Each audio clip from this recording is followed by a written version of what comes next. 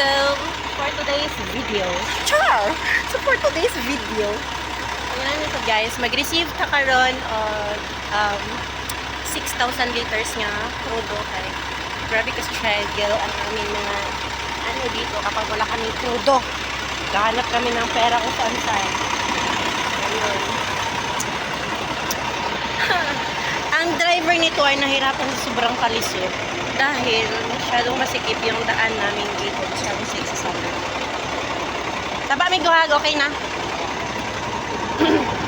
Tapos, siyempre, magsunod-sunod ako sa driver dahil, walang.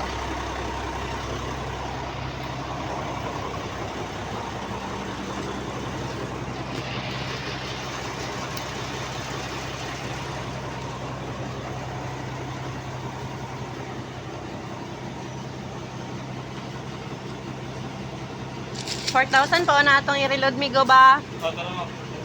Sige. Wala lang. So, mahibala na na to guys kung mag-start natin si Kuya Nomer dito sa likod. And my hair is very kalka. So, nagsumpay na sila dito. Ilang isumpayan. Ay, mubo ra ang mubo ra. Si Mayabu. So, inginahan nila ang among life diri. Very easy. Sure.